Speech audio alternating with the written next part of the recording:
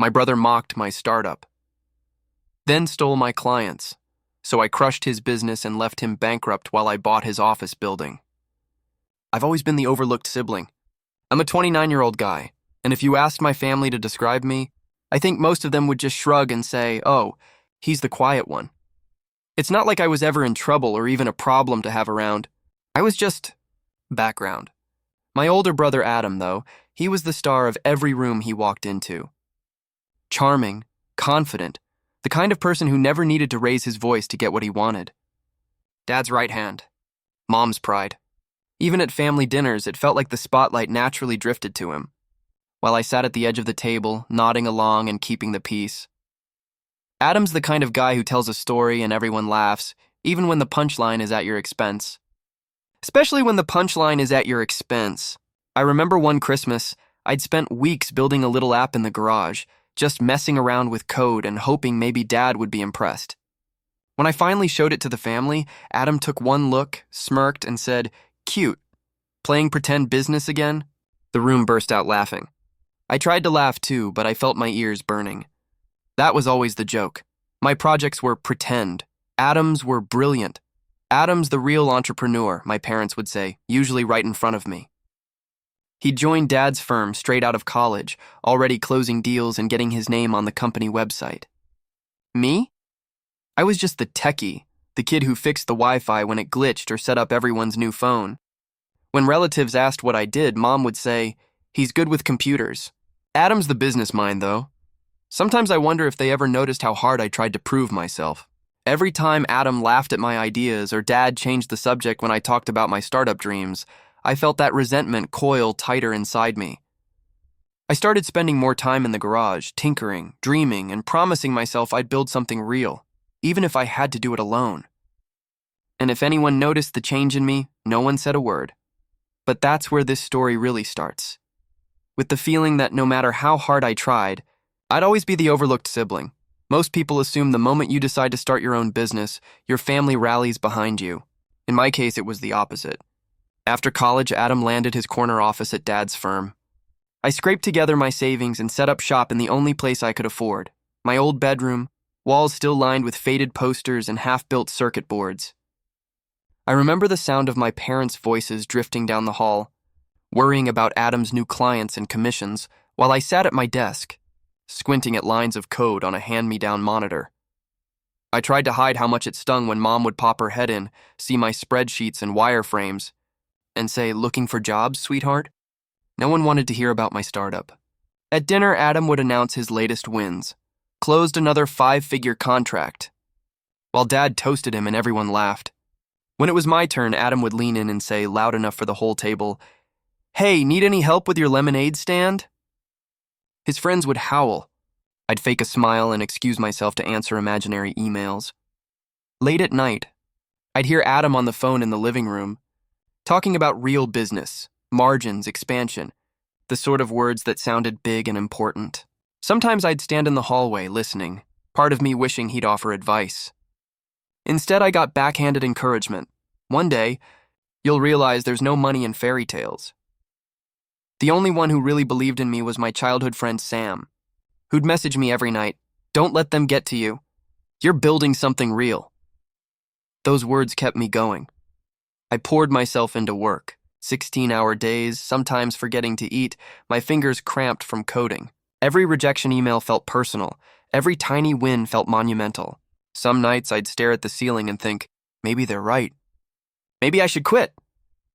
But the thing about being overlooked is that you learn to build in silence. And when you finally do make noise, no one sees it coming. One night, as I watched the cursor blink on my screen, I promised myself, I'm not giving up. Not until I build something they can't ignore. 6 months into the grind, something finally shifted. I still remember the email notification popping up on my screen, new contract signed. My first real client, an independent bakery looking for a website and social media setup.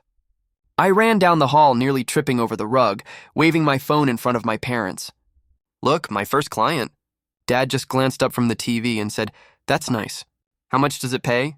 Before I could answer, Adam chimed in, "Probably less than I spent on lunch today." My victory shrank to nothing in my hand, but I kept going. The bakery owner recommended me to 2 friends. Suddenly I had 3 projects lined up, nothing fancy, but each one felt like proof I could actually do this. Every completed website, every small invoice paid, felt like a tiny rebellion against all the years of being invisible. Sam took me out for burgers to celebrate. "See, told you. You're building something real," he said, clinking his Coke against mine. When Adam found out, though, the jokes got meaner. He posted a fake congratulations on my Facebook wall. Big shout out to my little bro for joining the real world. Next stop, Fortune 500. Relatives jumped in, piling on with laughing emojis and comments about playing CEO. Mom tried to defend me, but her voice was barely a whisper under all the noise. That night, lying awake, I realized nothing I did would ever be enough for them, not unless it looked like Adam's success. So I stopped waiting for their approval. I canceled my social plans, worked through weekends, and let the quiet techie image fade as I learned to be relentless.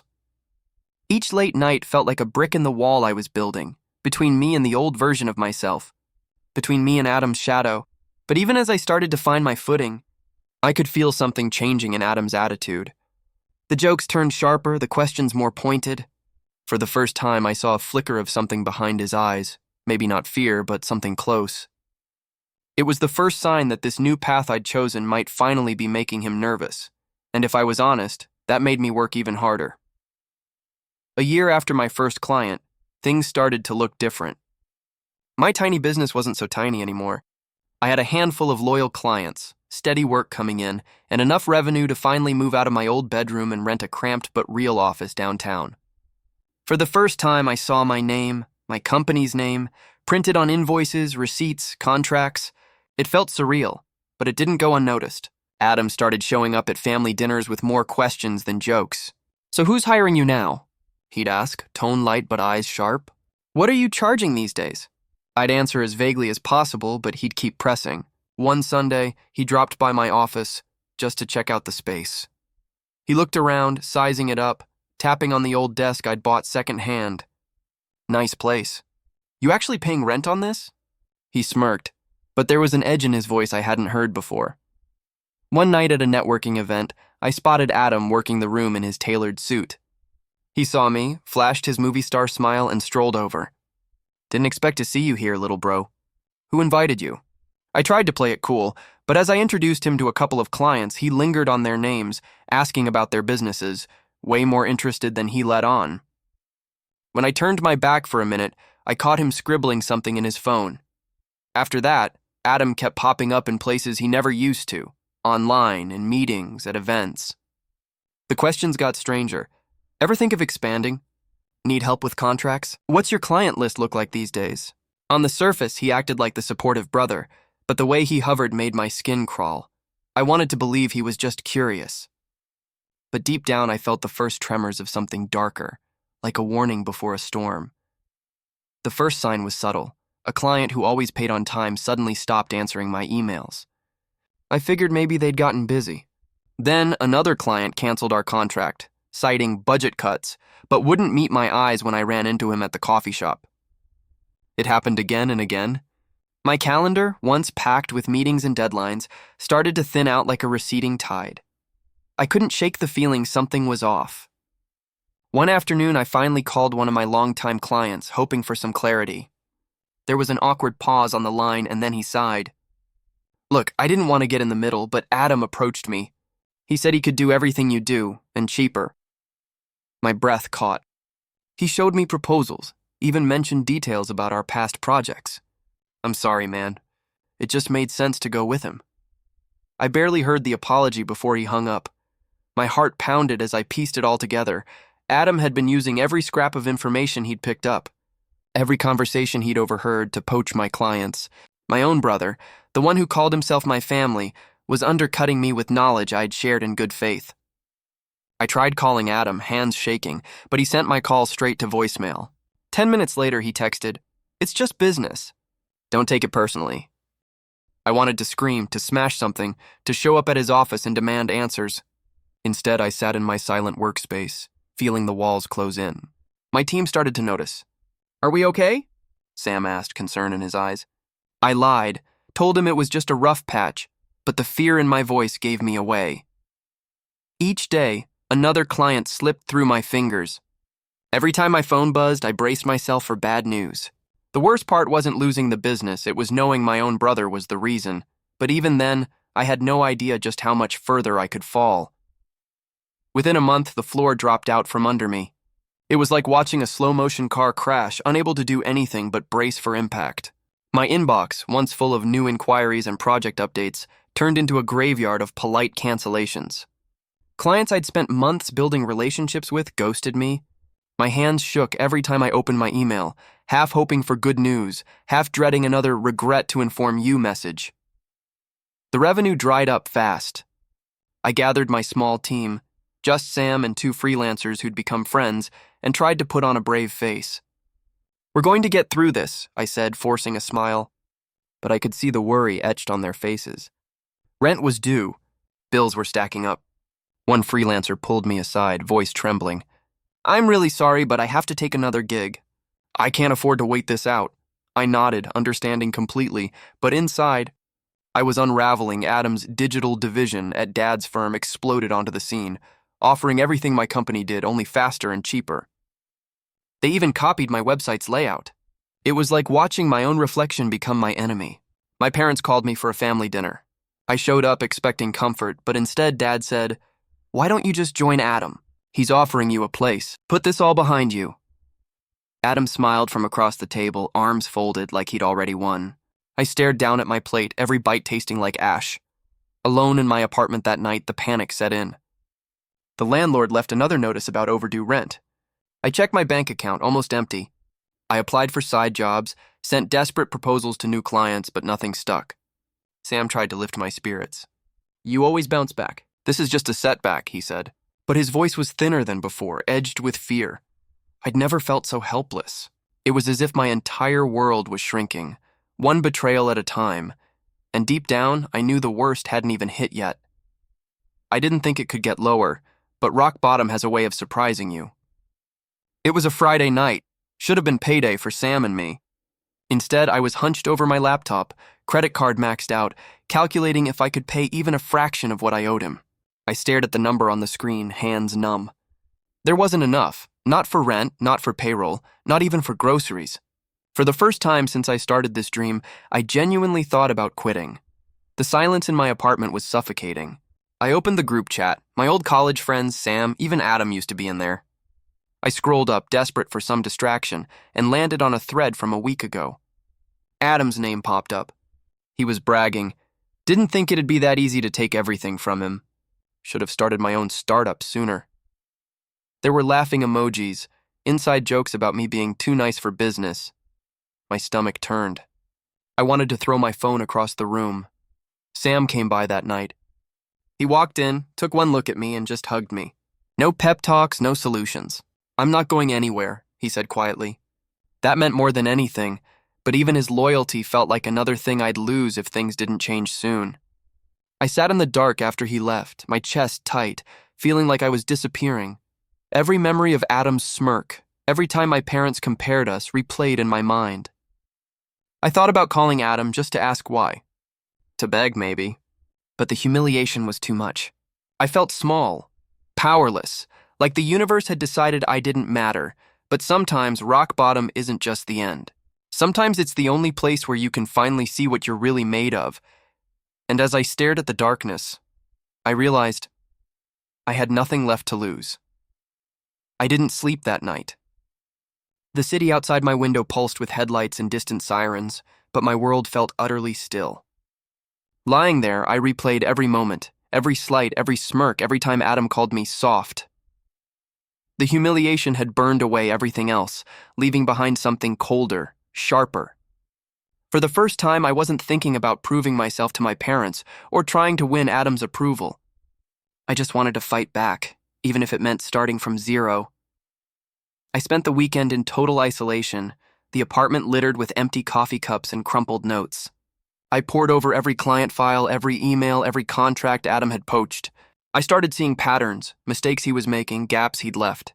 He was good at stealing, but he was careless, sloppy. I wrote out a new plan, not just to rebuild, but to outsmart him at his own game. On Monday, I reached out to the few clients who hadn't left yet. I was brutally honest, told them what had happened, what Adam had done, and what I could offer that he couldn't. Transparency, dedication, and real value. Some listened, some didn't, but even the small wins mattered. I looked up old contacts, people Adam had burned in the past, and started quietly building alliances. I swallowed my pride and asked Sam for help mapping out a strategy. His reply was simple. Let's burn it all down and start fresh. It wasn't hope I felt exactly, more like determination mixed with a simmering rage. I'd already lost everything that mattered. There was nothing left for Adam to take from me, and that's when I realized I might finally have the upper hand. I'd barely begun, piecing together my comeback when the message arrived. A simple, cryptic email late one night. I know what your brother did. Call me. The sender's name made me pause. Michelle. She'd been Adam's top account manager for years, his right hand at the firm. She'd always seemed loyal to him, efficient, ambitious, a little intimidating. But she'd left the company a few months back, and rumor had it the split hadn't been friendly. I hesitated, nerves buzzing. Still, I picked up the phone. Michelle answered on the first ring. I heard about what Adam did, she said, voice sharp and direct. And I know exactly how he did it. He's not half as smart as he thinks. I waited for the catch, but there was only silence. She went on. He took shortcuts with your clients. Lied to them. Overpromised and underdelivered, classic Adam. Some of them are already angry. You just don't know it yet, her voice dropped. I'm not looking for revenge, but I do want him to pay for how he treats people. Let's help each other. I asked her why she'd help me after all this time. There was a pause, then a bitter laugh. Let's just say you're not the only one he's burned. I know where the bodies are buried, and I know what he's hiding from your family, too. My mind spun. For the first time in months, I felt a shift in the air. Michelle had details I'd never have found alone, contracts, emails, even proof that Adam had overcharged clients and lied to suppliers. She promised to share everything if I was willing to fight smart. Don't make this personal, she warned. Make it strategic. By the end of the call, I realized the game had changed. I wasn't fighting alone anymore. Adam had made a lot of enemies, and now one of his best was standing with me. It was the first time in a long while that I let myself believe, maybe, just maybe I could win. With Michelle on my side, things moved fast. She handed over files, emails, entire contracts Adam thought he'd buried. The evidence was damning. Hidden fees, missed deliverables, promises he'd never even tried to keep. I pored over every detail, feeling anger and vindication coil together. It was more than I'd ever hoped for. Use it wisely, Michelle warned. Don't make noise until you're ready. Sam and I crafted a careful plan. First, I reached out to clients Adam had stolen, offering a free audit of his work. I didn't trash him, I just showed them what was actually happening with their projects. At first, some were defensive or embarrassed. But when I laid out the facts, overbilled invoices, shoddy code, missing deliverables, they listened. One by one, clients started asking questions Adam couldn't answer. Michelle tapped her old contacts, quietly spreading word of Adam's tactics in industry circles. A few angry emails leaked into local business forums. The story picked up steam. Big firm takes advantage of small clients. The pressure started building, just out of Adam's view. I kept my head down, letting the evidence do the talking. It wasn't about revenge anymore. It was about the truth, about rebuilding the reputation Adam had tried to destroy. Every client that returned felt like a little bit of myself coming back.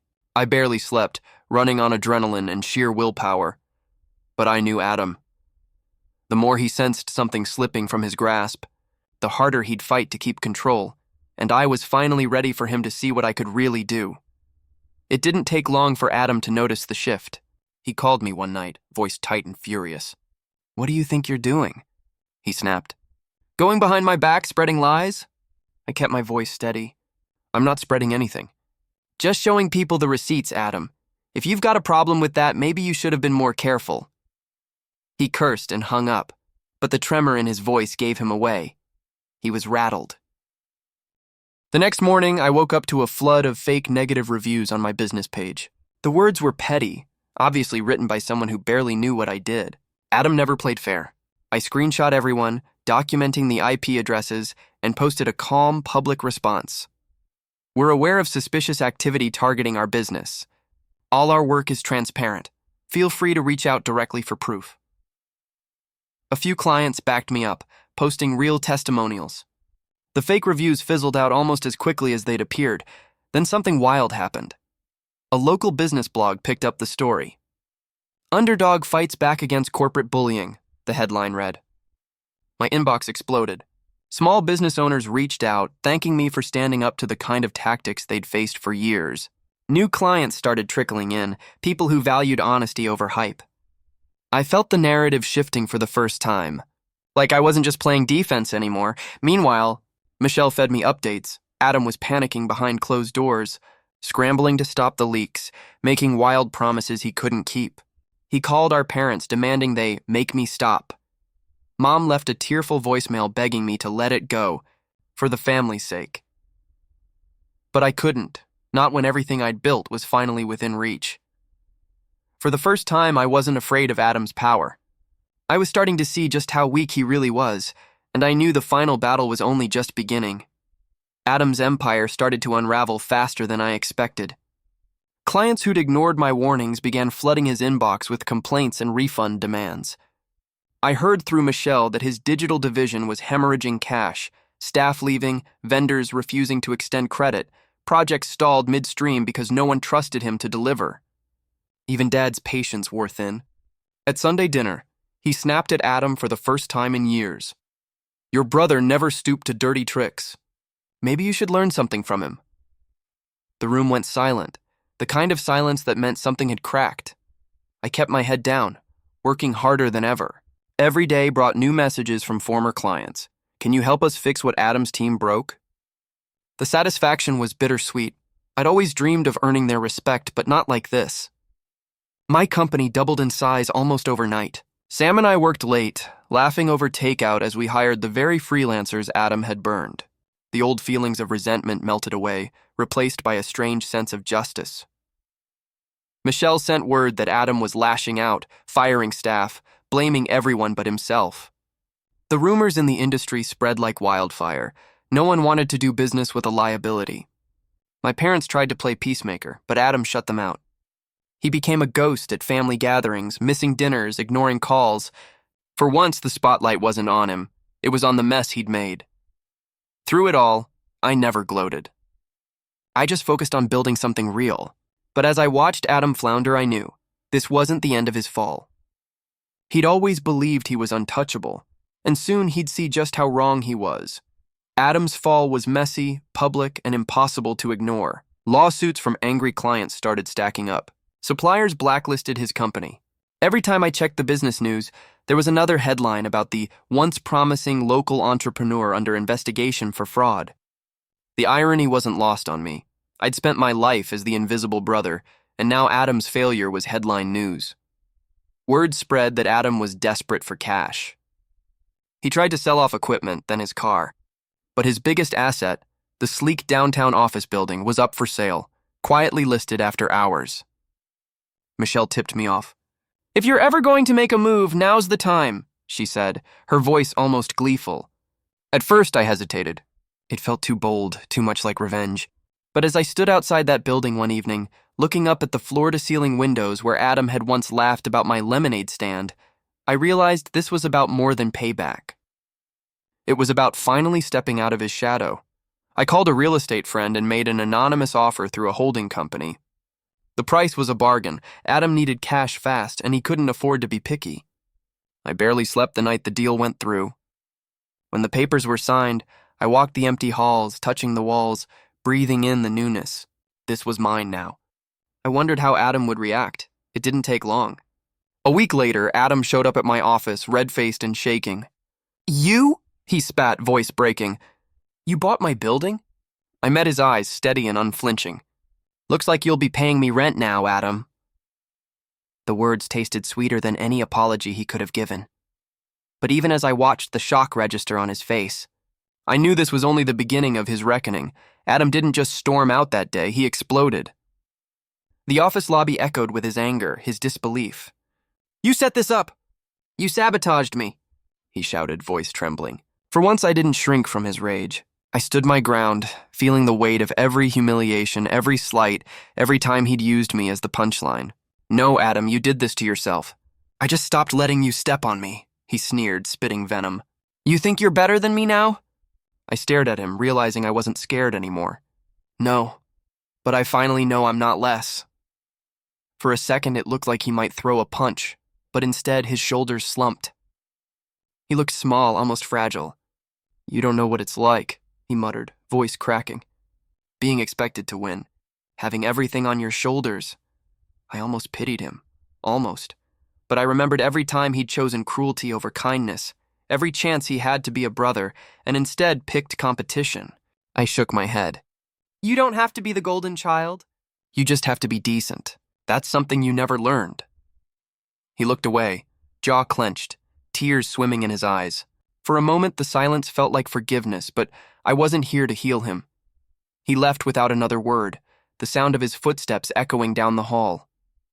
I watched him go, feeling a strange emptiness where I'd expected triumph, but I knew this was the end of Adam's power over me, and for the first time, I wondered what life could look like with nobody holding me back. After Adam left, I stood alone in that lobby for a long time, heart pounding in the quiet. My reflection shimmered in the glass doors, the overlooked sibling, the techie, the family backup plan. But now the building was mine. The future was mine. The realization settled slowly, warm and strange. There was no crowd to cheer for me, no parents calling to apologize, no public redemption arc. But for the first time in my life, I didn't need it. I poured my energy into building something that actually mattered. I rehired the freelancers Adam had tossed aside, gave opportunities to the small businesses he'd undercut, and paid back everyone who'd believed in me when I was invisible. The company grew, not just in numbers, but in reputation. People started seeking me out, not because I was Adam's brother, but because I was good at what I did. Sam slapped me on the back after a big contract win, grinning. You finally did it, man. You're not in anybody's shadow now. My parents reached out eventually, awkward, hesitant. Mom left voicemails, we're proud of you. We always were, just slow to show it. Dad invited me for dinner, but I'd stopped living for their approval. The old longing for validation had faded, replaced by something steadier, self-respect. I didn't need to prove myself anymore. Family gatherings changed too. Adam was quiet, smaller. There were no more jabs, no more power games. Sometimes I caught him watching me from across the table, searching for the upper hand that was never coming back. I didn't feel hate, just a tired kind of peace. The cycle of one-upmanship, bitterness, and envy had ended, at least on my side. But I knew I'd never let myself become the villain in someone else's story, and that realization was more freeing than any victory I could ever win. Sometimes, I sit in my new office late at night, city lights flickering outside, and think about how far I've come. Not in numbers or contracts or anything that could go on a LinkedIn profile, but in the quiet, private ways that matter most. I used to believe victory would feel like a movie ending, with applause, apologies, and a family finally seeing my worth. But life isn't a movie. My real triumph was realizing I never needed their applause in the first place. I don't pretend that Adam's downfall fixed everything. The scars are still there, and I don't know if we'll ever be close. But the grip he had on my self-worth is gone. Some nights I wonder what I'd say if he called to apologize, if I'd even pick up. I don't wish him pain. I just hope he learns what I did, that freedom isn't found in crushing your enemies, but in refusing to let them define you. My days look different now. I wake up without dread. I'm proud of the people I work with, the company I've built, and the way I treat clients. With honesty, the way I always wanted to be treated. Sometimes I even see my parents smile at me in a new way, not because I finally measured up to Adam, but because I became someone they can actually respect. If there's one thing I wish I could tell the version of me who started this story, the overlooked kid, the techie, the ghost at family dinners, it would be this: your worth isn't something anyone else gets to measure. The moment you stop waiting for permission to be proud of yourself, you win a freedom no one can take away, and that, more than any revenge or retribution, is what real victory tastes like.